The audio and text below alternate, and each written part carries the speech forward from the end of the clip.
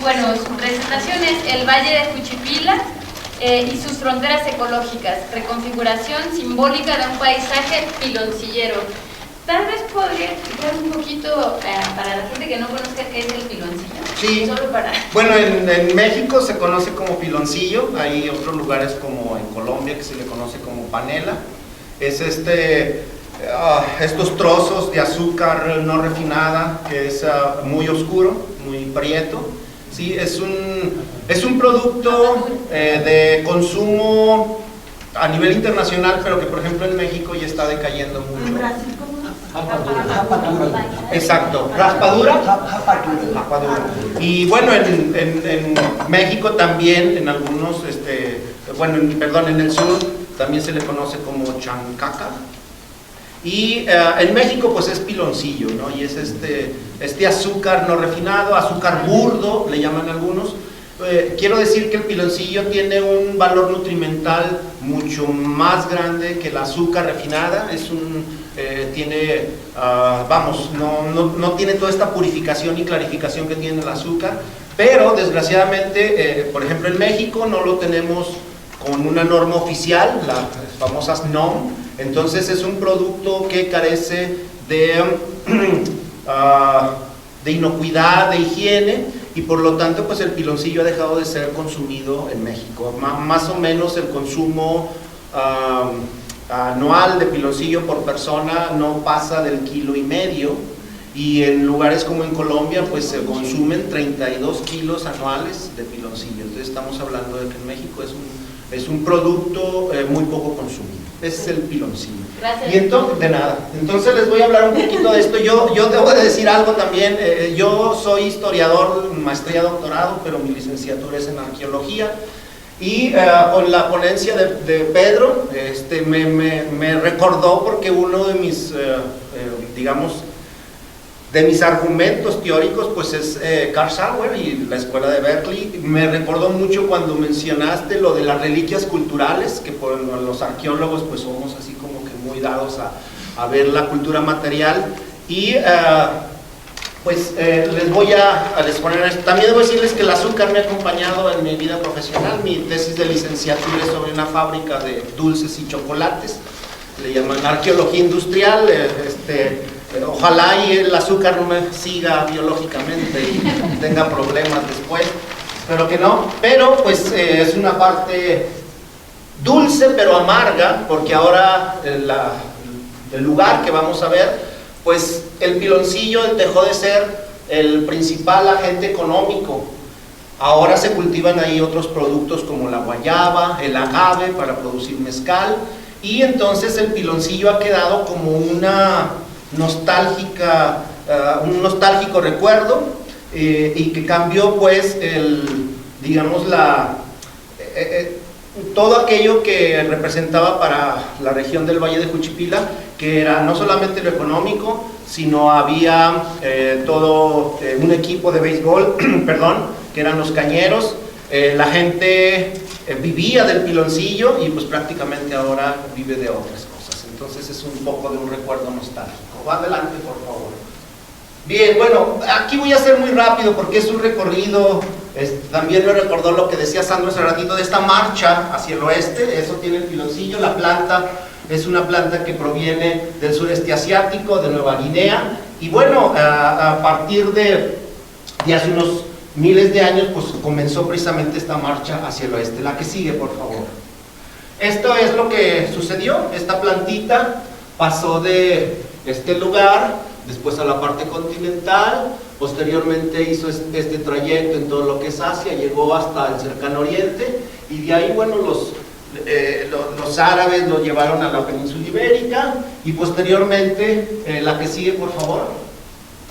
Pues sabemos que en su segundo viaje Cristóbal Colón lo trae a América. El primer viaje trae cañutos, pero no prosperan. Entonces fue hasta el segundo viaje donde ellos plantan esta gramínea, y entonces pues resulta de que es un lugar, la América tanto insular como continental, un lugar propicio para la siembra de la caña de azúcar.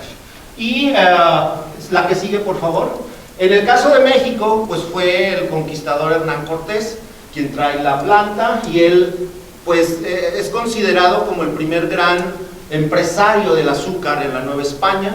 Él, como sabemos, pues tiene un lugar muy importante que es el valle de Oaxaca, y entonces en esa parte pues siembra la caña, se expande, y poco a poco las primeras plantaciones que se dan es en Veracruz, pero poco a poco llega la caña de azúcar también en este viaje a llegar a lugares tan importantes en la Nueva España como es el norte, el noroeste, el noreste, y la parte que yo voy a hablar es de esto en la Nueva Galicia, ¿sí? Concretamente en el valle de Juchipila. La que sigue, por favor. Esta es mi zona de estudio, y concretamente esta que marco en verde, ¿sí?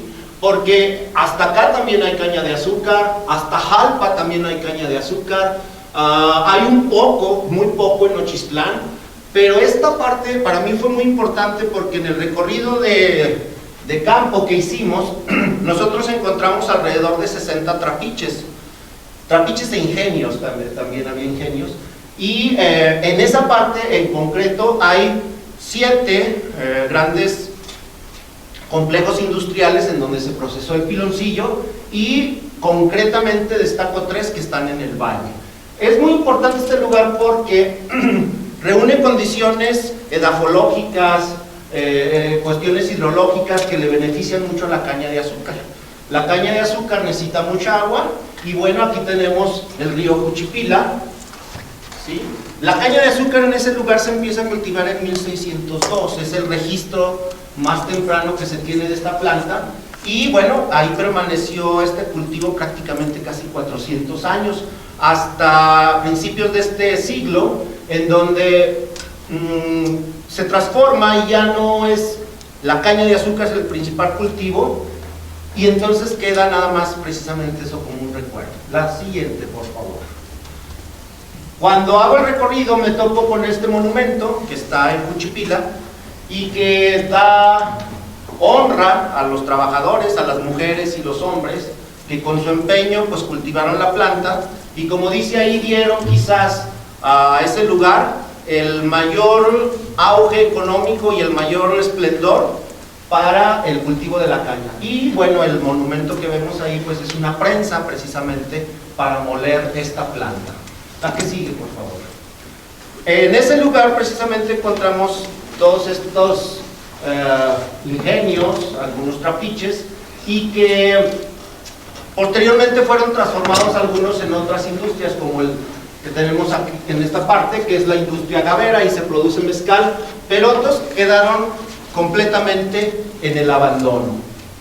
La que sigue, por favor. Debo de decir que estas condiciones favorables para el cultivo de la caña de azúcar fueron ya detectadas a finales del siglo XIX por el ingeniero agrónomo Ignacio Matute, un ingeniero jalisciense que por conducto del gobierno del estado de Zacatecas pues manda hacer la geografía y estadística del partido de Juchipila. Y entonces en el trabajo de Matute me pude dar cuenta de la importancia que tuvo el cultivo en esa época, pero además de algo muy interesante que platicamos ayer, y es que Ignacio Matute detecta que por ejemplo la caña de azúcar se siembra y puede ser el mismo cañuto producir caña hasta 5 o 7 años. Matute detecta que ahí la caña de azúcar puede ser el mismo cañuto cortado hasta 21 años, lo cual él en su experiencia nunca había encontrado un lugar en el cual la caña pudiera reproducirse tanto. Él atribuye a cuestiones edafológicas. El cañón de Juchipila, que está aquí, está entre 2 sierras, la Sierra de Morones y la Sierra de Nochistlán, las cuales con las precipitaciones pluviales hacen que en el valle precisamente se vayan todos los limos, todos los detritus, la materia orgánica que es muy favorable para los cultivos, y en especial, bueno, para la caña de azúcar. Además del río, que en aquel tiempo no había tantas presas, y que entonces traía una cantidad de agua bastante grande que no se compara ahorita para nada con lo que tenía en ese momento. Y una cosa muy importante que también detecta Matute es que al estar esa planta ya cultivada para ese tiempo, casi 280 años, la gente es muy ingeniosa precisamente para este cultivo, y entonces hacen de ella un producto el cual se exporta a lugares no solamente del estado de Zacatecas, sino a lugares del mismo Jalisco y otros del centro del país. Aquí ya nada más comento, los ingenios, los trapiches de los que ahorita les voy a hablar muy brevemente, son la Purísima, la Mezquitera Norte y la Mezquitera Sur. ¿Por qué en el título pongo fronteras ecológicas? Bueno, cuando yo hablo de esto, la gente un poquito cuando pensamos en Zacatecas, es un estado que la mayor parte de su territorio está en zonas semidesérticas, algunas desérticas. Pero en el sur de Zacatecas, en el Valle de Juchipila, es un nicho ecológico muy interesante porque tiene temperaturas medianas durante el año de alrededor de 18-20 grados centígrados. La altitud promedio es de 1100 metros sobre el nivel del mar. Todo eso hace favorable para el cultivo de la caña. ¿Por qué le llamé una resimbolización de este producto? Porque ya la gente de ahí no tiene ni siquiera, las nuevas generaciones no vivieron este esplendor económico, entonces no tienen como esa identidad piloncillera. Ahora la identidad es más agavera, es más guayabera, y entonces las personas que todavía tienen estos recuerdos de la caña de azúcar pues son personas mayores a los 60 años, y prácticamente quizás en algunos años pues eso nada más quede como un recuerdo. Yo hice un ejercicio con los habitantes del lugar y les preguntaba si sabían que ahí había sido un lugar donde la caña de azúcar había prosperado económicamente, pues muy favorable para el lugar, y mucha gente decía que no conocía. Inclusive los complejos industriales que vamos a ver ahorita, pues nada más los tienen como un reflejo de una infraestructura, pero no de lo que se producía ahí. La que sigue, por favor. Entonces, bueno, el primero es un ingenio que ahí sí se produjo azúcar, además de piloncillo, y también tenían un producto que era el alcohol de caña. Esta hacienda, que se conoce como la hacienda de la Purísima, la que sigue, por favor, creo que hay un acercamiento un poquito más. Esa hacienda dejó de trabajar hasta el año de 1985. Tenemos por un lado la casa de los dueños, la casa de los hacendados y el complejo industrial. Cuando recorro la que sigue, por favor, cuando recorro esos lugares me doy cuenta de que la gente de la Purísima en Aposol tiene es decir, todos estaban directa o indirectamente relacionados con el cultivo de la caña, con su procesamiento, su comercialización. Prácticamente todas las personas tenían alguna actividad muy relacionada con la caña. La que sigue, por favor. Este es el complejo industrial. Como podemos ver aquí, esa parte del monte ahora se siembra agave, ¿sí? Y entonces el paisaje cambió. En un mapa de Matute podemos ver que prácticamente toda la región del Valle de Juchipila pues es para el cultivo de la caña. Ahora no, ahora prácticamente es mínimo el cultivo, y lo que se hace es precisamente explotar otros cultivos. Inclusive hace unos pocos años trataron de introducir ahí el cultivo de la fresa, pero parece ser que no prosperó, y entonces siguieron con el agave y con la guayaba. La que sigue, por favor. Bueno, esto es parte de lo que mencionaba hace un ratito, de toda esta cultura material, toda esta maquinaria que regularmente pues era importada, y entonces afortunadamente, bueno, como arqueólogo lo puedo decir, cuando recorremos esos lugares la gente no se deshizo de esta maquinaria, entonces quedan ahí como testigos mudos para que hagamos precisamente esta investigación. La que sigue, por favor. Bueno, la casa de los dueños, la Purísima tiene una capilla, la cual, comentando ahí con los dueños, preguntaba que cómo funciona ahora. Entonces los dueños dejaron que la población siguiera haciendo su doctrina, y ellos siguen siendo los dueños, pero simbólicamente pues los habitantes de ahí tienen la llave y entonces ellos pues continúan con sus actividades religiosas. La que sigue, por favor. Bueno, afortunadamente en esta búsqueda de información pudimos encontrar con la familia Sescos en Zacatecas algunas fotografías, la mayoría de ellas, bueno, prácticamente todas son de los años 30, y aquí nos llamó la atención que precisamente el único complejo industrial que se denominaba ingenio, pues era el ingenio de la Purísima, porque fue de los únicos, el único más bien, que producía azúcar, que transformaba no solamente piloncillo, sino azúcar. La que sigue, por favor. Él es un personaje muy importante para Zacatecas porque Federico Sescos, dueño, administrador de la Hacienda de la Purísima, es un referente para la conservación del patrimonio edificado en la ciudad de Zacatecas. Sin embargo, mucha gente no conoce la historia, vamos a decir, de hacendado, además que él patentó dos máquinas. Entonces cuando yo platico esto dicen, pues no conocíamos esa faceta de Federico Sescos. La que sigue, por favor. Se me va a venir el tiempo. Bueno, el siguiente complejo industrial está ubicado precisamente a unos 5 kilómetros de la Purísima, es Las Palmas, de la familia Mesa. La familia Mesa tiene aproximadamente 200 años en posesión de esa hacienda, ya desde principios del siglo XIX tenían el cultivo y el procesamiento de la caña. La que sigue, por favor. Este es parte del complejo industrial. Arquitectónicamente es el complejo industrial que más antigüedad tiene, y los elementos constructivos pues dan pie a esto. La que sigue, por favor.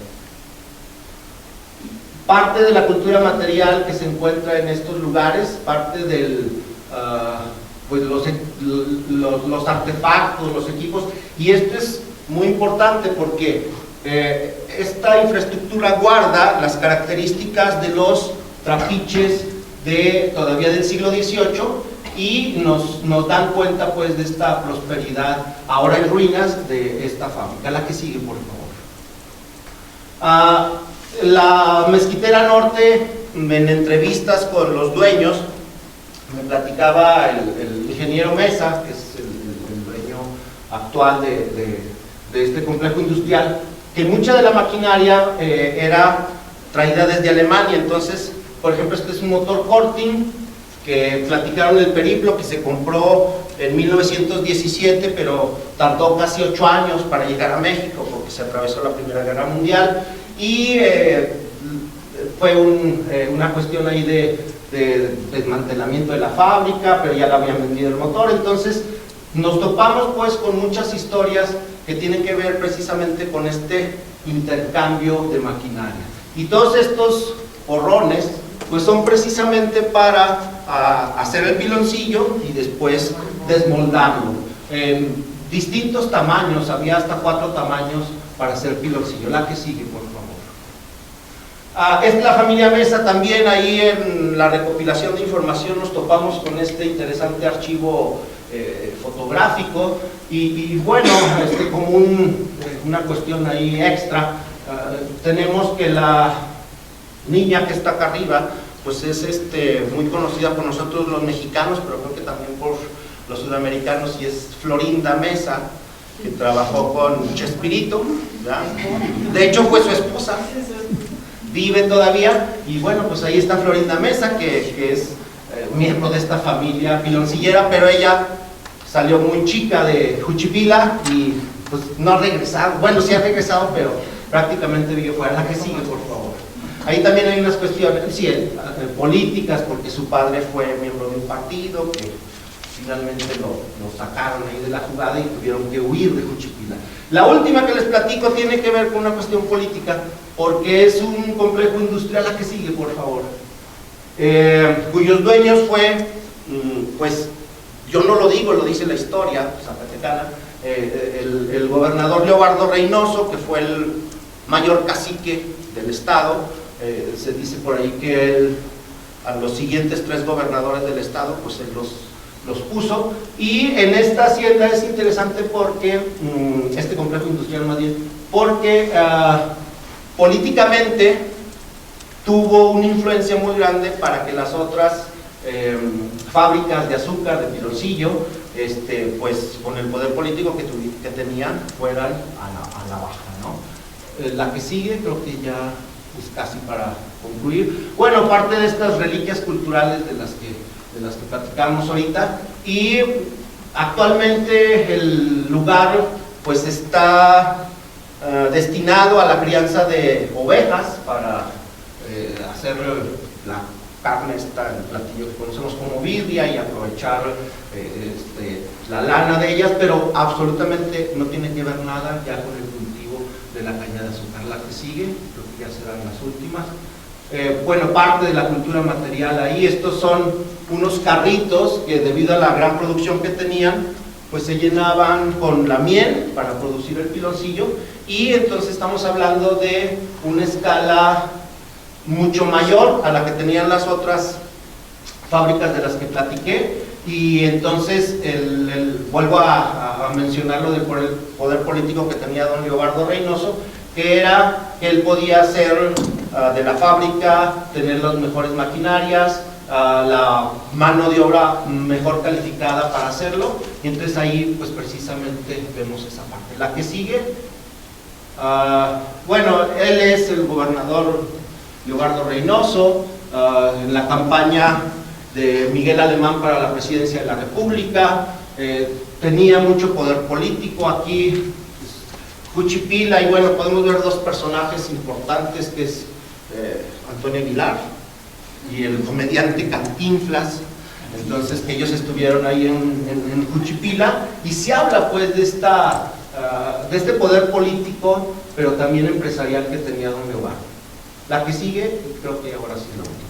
Cierro con esta, es una foto de mediados del siglo pasado, en donde precisamente también Juchipila tiene, esta parte del Valle de Juchipila tiene unas características interesantes que no solamente tienen que ver con las fronteras ecológicas, sino Juchipila es un municipio que pertenece a Zacatecas, pero digamos en la administración religiosa pertenece a la arquidiócesis de Guadalajara.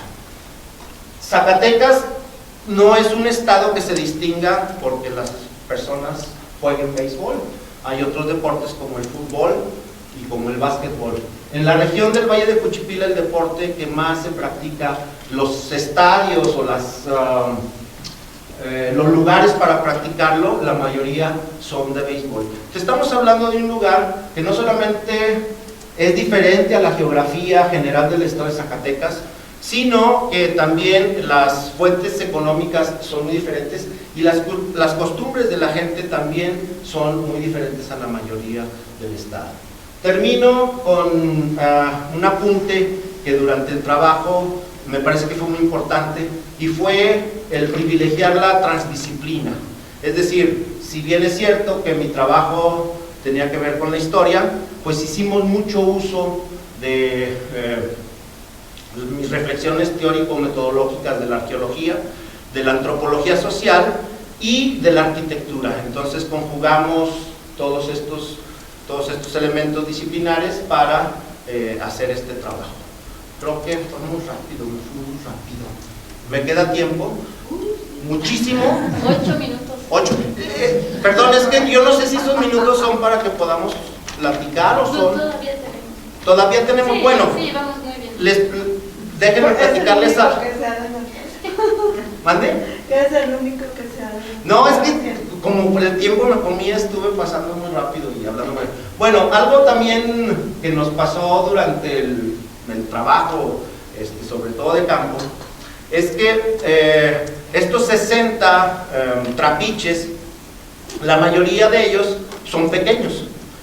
12 son los que son a gran escala, de esos 12, 5 prácticamente están en ruinas, y los que sobreviven todavía, no en producción, sino que todavía tienen la infraestructura, hay muchísima información que nosotros no pudimos abordar porque los dueños, si bien es cierto, son muy abiertos a enseñarnos sus archivos, de, por ejemplo, compartirnos fotografías, etcétera, etcétera, no tienen como una idea de la importancia que tuvieron estos cultivos. Es decir, ellos lo ven como una cuestión económica, yo lo veo más bien como una cuestión inclusive hasta de patrimonio cultural, tangible e intangible.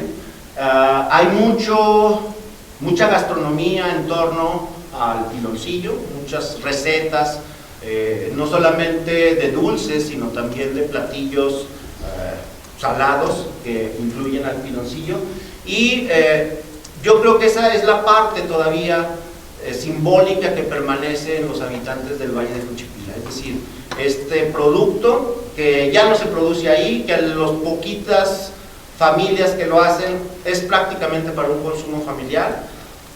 Cuando vienen, esa zona, como buena parte de Zacatecas, pues es un lugar donde existe mucha migración, sobre todo para Estados Unidos, y cuando vienen los paisanos a este lugar, lo que se llevan precisamente pues es piloncillo. Es una forma de consumir ese producto a miles de kilómetros de distancia, pero que se mantiene todavía esa identidad, yo le llamo identidad piloncillera, porque es gente muy poca que todavía acostumbra consumir el piloncillo. Como les decía hace ratito, en México me parece que el piloncillo es como un producto como estacional, en el cual lo usamos, por ejemplo, para la temporada de los Días de Muertos, la temporada decembrina, la temporada de Cuaresma, ¿verdad? El café de olla, pero, y lo digo así, desgraciadamente, el piloncillo ha dejado de ser consumido, y creo que tiene que ver con eso, con la inocuidad, con las normas oficiales, y que no conocemos el valor nutrimental. Entonces el piloncillo en este lugar también ha dejado de ser consumido, muy pocas familias lo producen, prácticamente para el autoconsumo. El piloncillo, la producción de piloncillo ahí era tan de buena calidad que ese lugar son lugares muy calientes, y el piloncillo se conservaba perfectamente sin derretirse en ese lugar, y habla pues de la consistencia precisamente de la semilla. Estas fábricas que les comenté, actualmente me parece que no les veo mucho futuro promisorio, porque algunos de los dueños lo que están esperando es que se destruyan para poder pues hacer zonas habitacionales o fraccionamientos, etcétera, porque estos tipos de inmuebles no están protegidos por el INAH, por el Instituto Nacional de Antropología e Historia. Qué pena. ¿Perdón? Qué pena. Sí, porque bueno, si bien es cierto que el INAH tiene una parte de monumentos históricos, todos estos lugares son propiedad privada. Entonces, al ser propiedad privada, las instancias, tanto públicas como privadas, pues no tienen una injerencia, o sea, la decisión del destino de esos inmuebles pues prácticamente es lo que decidan los dueños, y ellos prácticamente en todos los casos, a excepción de la familia Mesa, pues no les interesa mucho la infraestructura. Yo espero haber contribuido un poco con mi trabajo de tesis doctoral, que tenía que ver un tanto más con el patrimonio cultural piloncillero, pudiera ser un registro, y al menos que cuando ya no existan estos lugares pues haya como este trabajo, estas fotografías, como lo que decía Pedro ahorita que nos antecedió, pues quedarían ahí las imágenes para en un futuro pues nada más tenerlas. Con esto. Gracias.